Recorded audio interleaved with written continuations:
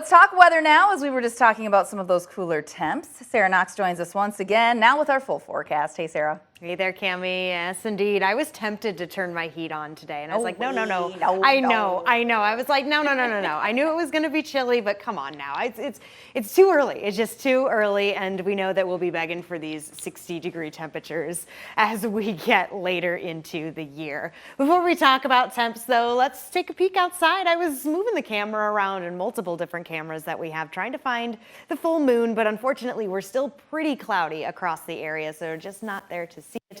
But I do believe tonight is the super moon. We've got the hunter's moon out there, also known as the harvest moon. There's two different ways to call it. So if you get a glimpse of it, it is a super moon. So check it out if you can. Unfortunately, the clouds just a little too thick over a good majority of the area. Now, moving over to high temperatures today, for a second, I thought that these were currents, and I was like, wait, I organized it. Nope, these are high temperatures today, getting into the 60s.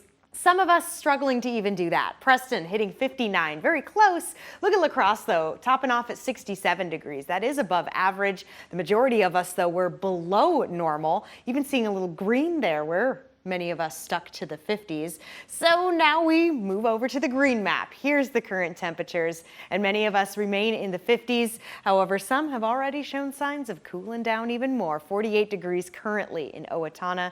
We'll all be joining Owatonna in the 40s here shortly. Some of us could even potentially get into the 30s. It'll be right around the 40-degree mark. We're not talking any freezings tonight. And just a reminder, since we're getting into that time of the year, freezing point is 32 degrees. So we'll be watching for those overnight lows that do reach that point, because we got to start covering up the plants. All right, the next few hours, though, we'll be staying above the freezing point, but clouds will eventually clear out. So eventually we're going to get a shot to see that moon. Most of us will probably be asleep, though, or up very, very early. And tonight, temperatures are still expected to drop into the 40s. I mentioned some 30s will be possible, although right now our map has a lot of 40s on it, but I wouldn't be surprised if places like Forest City maybe drop to 39, Owatonna, Dodge Center. Most of us, though, stick into the 40s. It's chilly, that baby blue color back on the map. Moving over to satellite and radar, and something that took me a little bit by surprise was how much rain we actually did get to see come and hit the ground, because we're very dry here on the surface. But once we lost some of the sunshine, we got into the evening.